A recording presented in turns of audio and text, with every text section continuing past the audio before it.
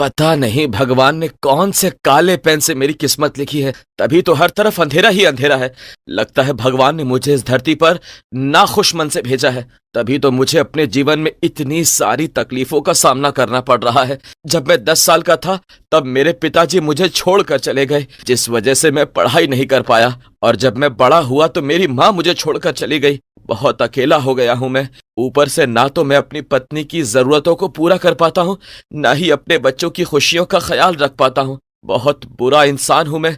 समझ में नहीं आता मैं बुरा हूं या मेरी किस्मत। विजय रोज अपनी किस्मत और खुद को कोसता था, क्योंकि वो अपने जीवन में खुश नहीं था। वो अपनी गरीबी और लाचारी से बहुत तंग आ चुका था।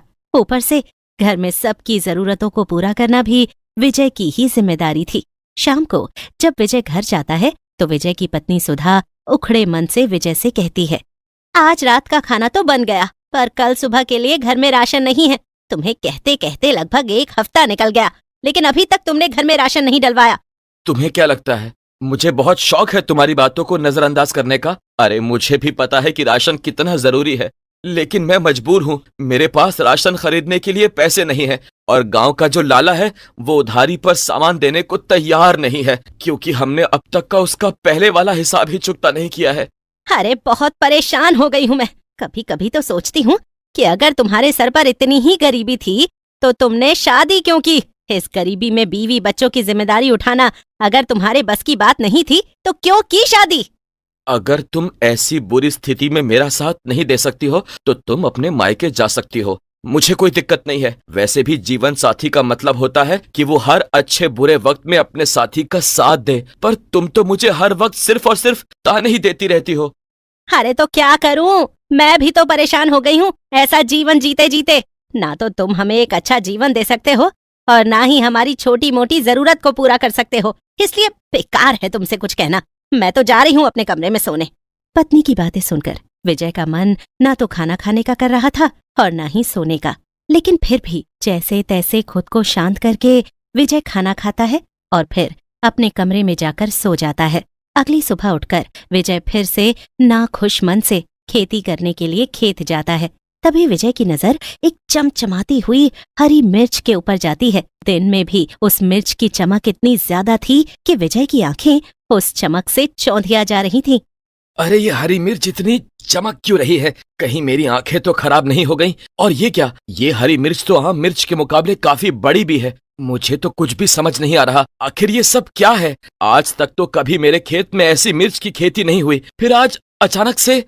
विजय उस मिर्च को अपने हाथ में लेता है और हाथ में लेते ही उस मिर्च से एक हरी मिर्च जैसी परी निकलती है। परी को देखकर विजय थोड़ा हड़बड़ा जाता है और पीछे की ओर हो जाता है।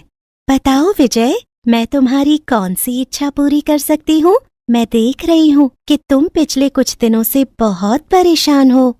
हाँ मैं बहुत परेशान हूँ, पर मुझे एक बात समझ में नहीं आई, तुम हो कौन? मैं एक जादुई हरी मिर्च हूँ।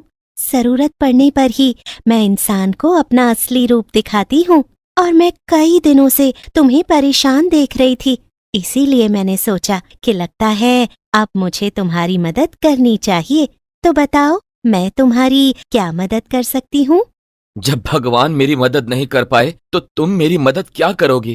तुम एक बार अपनी इच्छा मुझे बताकर तो देखो।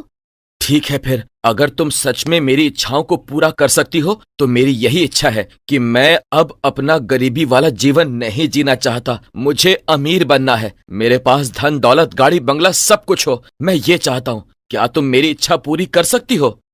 ठीक है, मैं तुम्हें अभी अमीर बना देती हूँ, लेकिन तुम्हें मुझसे वादा करना होगा कि तुम कभी भी अपनी अमीरी और धन दौलत को लेकर घमंड और अहंकार नहीं करोगे। हमेशा तुम्हारे दरवाजे पर आने वाले गरीब जरूरतमंद लोगों की तुम मदद करोगे, कभी किसी को खाली हाथ नहीं रखोगे।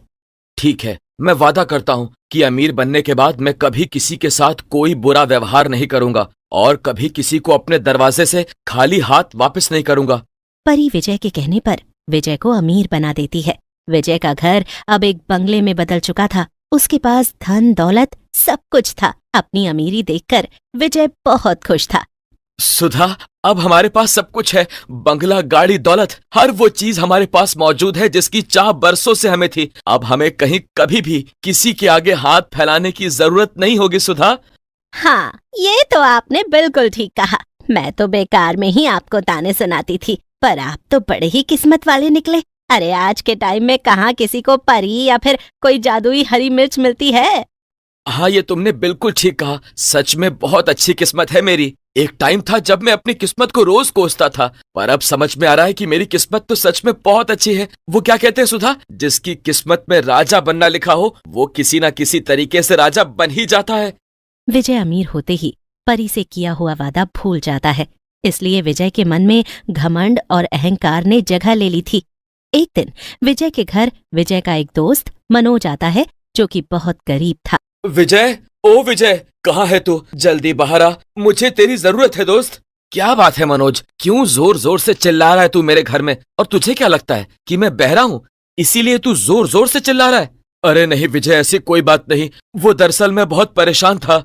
अरे अब तू परेशान है तो उसमें मैं क्या करूं? विजय, मुझे तेरी जरूरत है दोस्त। बहुत परेशान हो गया हूँ, घर में बहुत आर्थिक तंगी चल रही है, इसीलिए मुझे तुझसे थोड़ी मदद चाहिए। भगवान के लिए अपने दोस्त की मदद कर दे, तेरा बहुत एहसान होगा मुझ पर। अरे पर मुझे तेरी कोई मदद नहीं करनी और ना तुझ पर कोई एहसान करना है, इसीलिए तू किसी और का दरवाजा खटखटा, क्योंकि यहाँ तो तेरी मदद करने वाला कोई नहीं है। विजय यार, तू तो मेरा दोस्त है ना, फिर भी तू मेरी मजबूरी नहीं समझ पा रहा है। तू तो जानता है ना कि 2 महीने बाद मेरी बीवी की डिलीवरी होने वाली है और मुझे पैसों की बहुत जरूरत है। भगवान के लिए मेरी मदद कर दे भाई। अरे मेरे भाई, मेरे पास पैसे नहीं है और मैं चाह कर भी तेरी मदद नहीं कर सकता, तो भगवान के लिए यहाँ से चला जा। मुझे और मेरे घर वालों को परेशान मत कर, क्योंकि तुम जैसे गरीब लोगों का रोज का यही ड्रामा है, कोई ना कोई बहाना लगाकर आ जाते हैं पैसे मांगने के लिए। विजय मनोज की बेइज्जती करके उसे भगा देता है। बेचारा मनोज उदास परेशान होकर वहां से चला जाता है और थोड़ी देर बाद विजय अपनी गाड़ी में बैठकर कहीं जा रहा होता है कि तभी रास्ते में विजय को एक भिखारी नजर आता है। भिखारी को देखकर विजय अपनी गाड़ी दूसरे रास्ते की ओर मोड़ने लगता है। तभी भिखारी भागता हुआ विजय की गाड़ी के आगे आ जाता है, जिससे विजय को बहुत गुस्सा आता है। अबे ओए भिखारी, तुझे मरने के लिए मेरी ही गाड़ी मिली थी क्या? अगर मरने का इतना ही शौक है तो कहीं और जाकर मर। मेरी गाड़ी के आगे आकर क्यों मरना चाहता है तू? मालिक, 2 दिन से भूखा हूँ, कुछ खाने को दे दीजिए। हे भगवान, अरे तू 2 दिन से भूखा है या पिछले 2 महीने से, मुझे इससे क्या? मैंने ठेका थोड़ी ना ले रखा है तुम जैसे भिखारियों को खाना खिलाने का। अब भगवान के लिए यहाँ से चला जा, वरना मैं अपनी गाड़ी से तुझे ठोक दूंगा। मालिक, आप कैसी बातें कर रहे हो?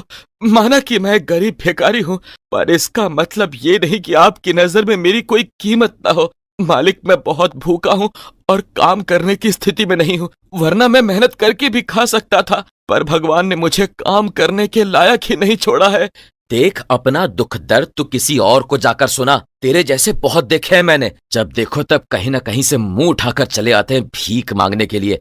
मेरे पास तुम जैसों के लिए बिल्कुल भी टाइम नहीं है।